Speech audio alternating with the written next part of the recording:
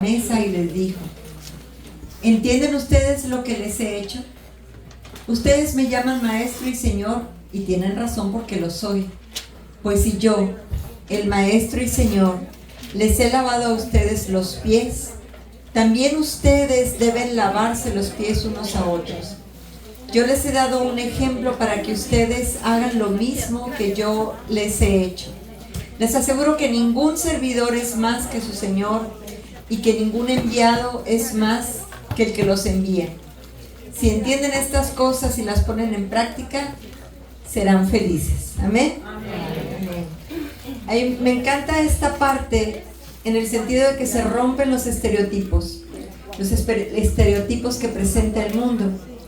Si a nosotros escuchamos el dueño de una casa y el que sirve en la casa, inmediatamente decimos: pues él tiene mayor dignidad, la dignidad que le da su dinero, su profesión, su estatus, su historia, su herencia, etcétera, ¿no?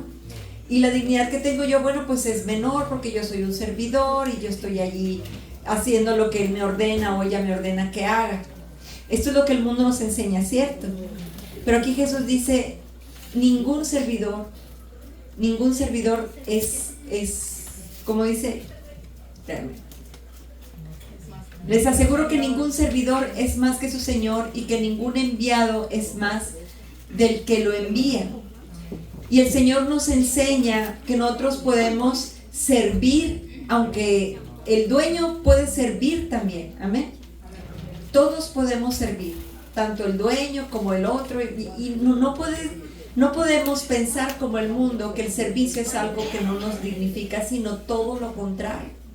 El servicio es algo que nos dignifica. En Colosenses dirá también San Pablo que el servicio lo tenemos que hacer no como si lo hiciéramos para los amos, le dice a los esclavos: háganlo como si lo hicieran para Dios. Igual el servicio que hacemos en la familia, porque muchas veces hay problemas hacia el interior del hogar por ver quién lava menos platos, ¿no? ¿No les pasa? ¿O nomás eso pasa en México?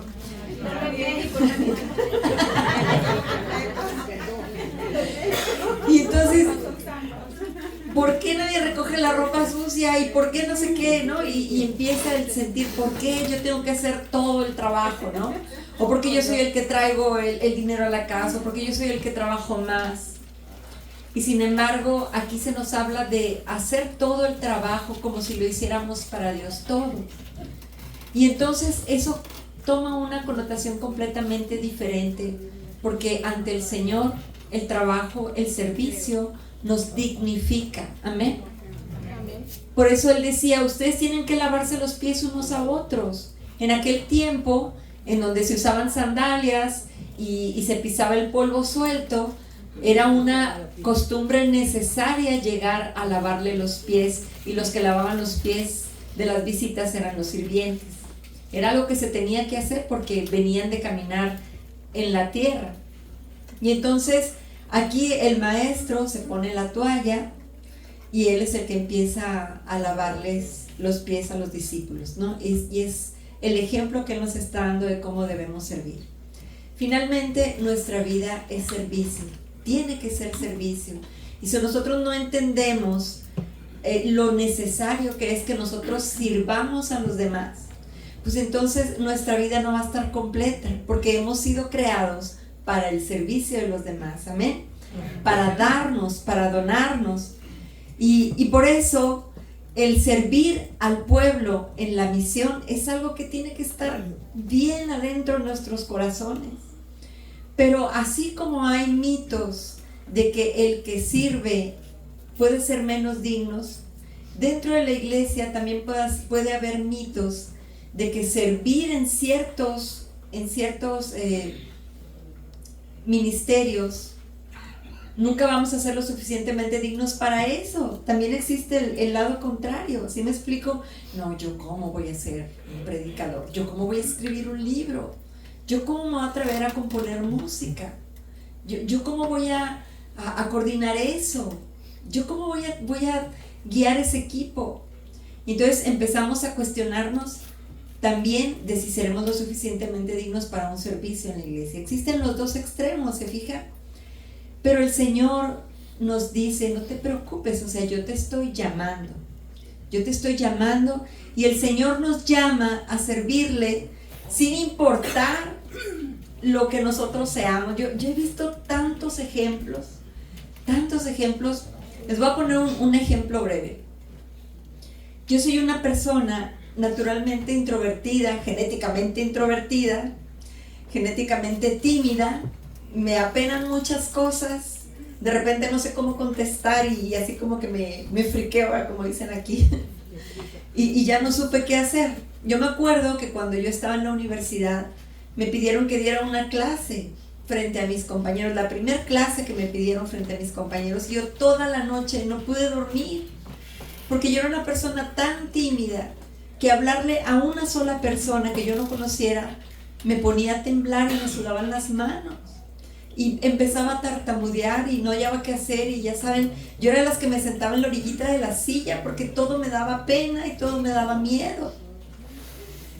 Entonces cuando el Señor me llamó a evangelizar era algo que yo decía, pero yo, ¿cómo? Si me voy a quedar muda cuando tenga el micrófono en la mano, se me va a olvidar todo se me va a olvidar.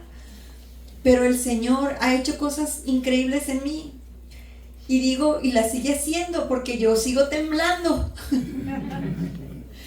Yo sigo dudando de mí, lo cual es bueno, ¿no? Porque no dice el Señor, en mi debilidad se perfecciona mi gracia, en tu debilidad se perfecciona mi gracia.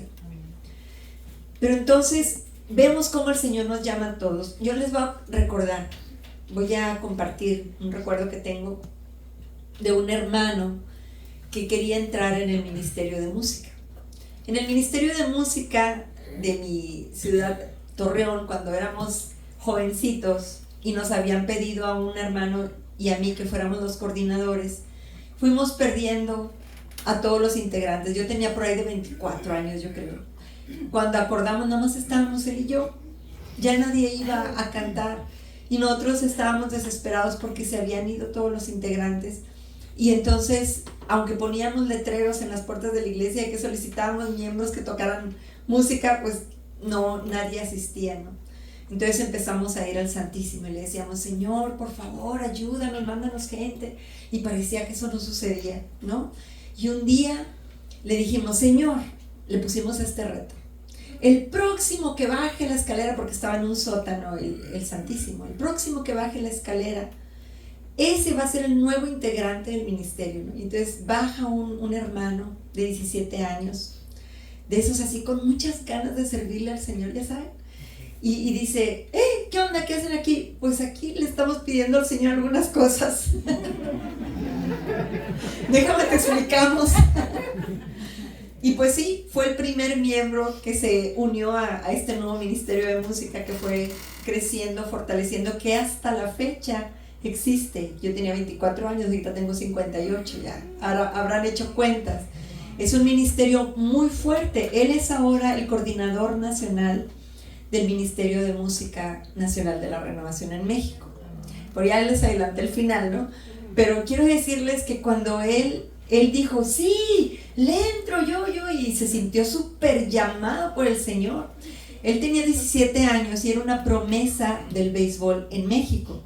Los Pericos de Puebla y los Acereros de Monclova lo estaban buscando para llevárselo a sus equipos porque era muy bueno en el béisbol, y él ya estaba esperando la llamada para ir a firmar con el primero que lo invitara, ¿no?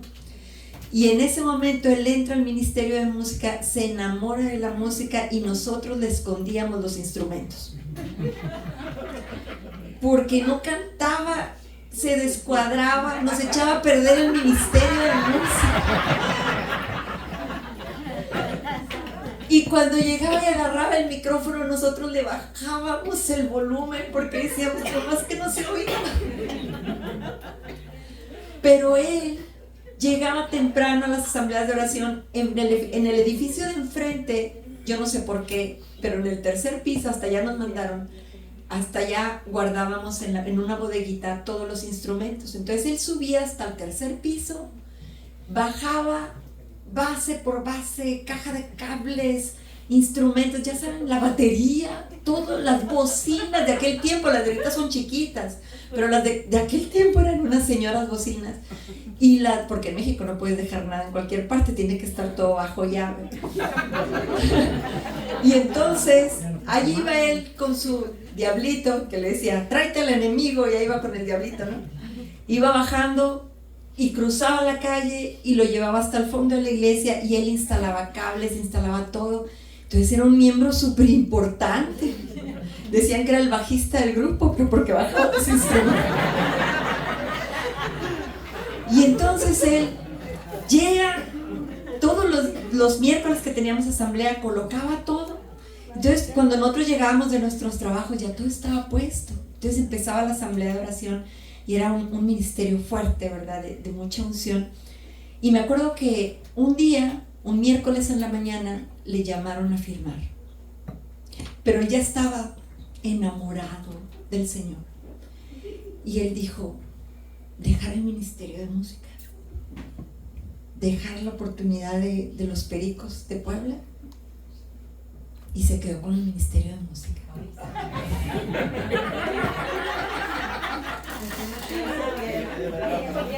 Se quedó. Y entonces, siempre que acababa la oración, hacíamos una bolita y empezábamos a orar. Y le decíamos, Señor, gracias por esta semana, y te pedimos, lo que hubiera de necesidad, ¿no? Y entonces, él así, mientras estábamos todos abrazados orando, dijo, hermanos, hoy me llamaron a los Pericos de Puebla, pero no fui a firmar, pues oren por mí para ver cómo me va con mi papá, porque su papá era de los directivos del béisbol a nivel de la laguna, donde vivíamos nosotros. Y entonces, dice, pues oren por mí. Y cuando yo escuché eso me quedé fría. Renunció a su carrera en el béisbol. Pues por algo el papá se iba a super infartar, ¿no? Y entonces yo cuando escuché eso, lo primero que pensé, dije, ¿y yo qué he dejado por el Señor? Había una hermana que ella hacía giras porque era una bailarina folclórica, su grupo era famoso y iban a todas partes de México. Cuando ella escuchó eso, la semana siguiente fue a su grupo y renunció. Dijo, yo me quedo con el Señor. Y entonces empezaron a ver así varias como renuncias, dándole este primer lugar al Señor. Y eso fue, yo siento, lo que ha fortalecido tanto este ministerio. Tendría miles de testimonios increíbles y sobrenaturales de cómo el Señor manejó este ministerio de música. Pero este muchacho se hizo autodidacta, ya es un señor, ¿verdad? Se hizo autodidacta. Aprendió a tocar la guitarra, el bajo, la batería, el teclado, aprendió a cantar, compone música, ha grabado música y ahorita es el coordinador nacional del ministerio. Entonces, por eso, cuando a mí me dicen, a ver, hermano, ¿usted qué dice? ¿Una persona que no canta debe o no debe estar en el ministerio? ¿Cómo creen que yo me quedo así como? ¿Cómo te explico? Que el Señor no llama a los capacitados, sino que capacita a los llamados. Amén. Nos capacita. Nosotros tenemos que estar abiertos a donde el Señor nos llame e ir. Miren, hermanos, el otro día estaba yo leyendo una de esas, seguramente que todo el mundo las ha leído, una de esas sumas de todo lo que hemos invertido en nuestros hijos. ¿Sí la han leído? A ver, ¿cuánto fue de inversión de pañales, de alimento, de médicos, escuelas, colegiatura, ropa, parques, etcétera, etcétera, hasta el psicólogo, todo lo que pagamos para los chamacos, todo lo que les pagamos? Y por ahí hacen una super cuenta que dices, yo jamás pensé que yo invirtiera tanto en algo, ¿no? Eso es lo que invertí en cada uno de mis hijos. Imagínense, papá Dios, cuánto ha invertido en cada uno de nosotros.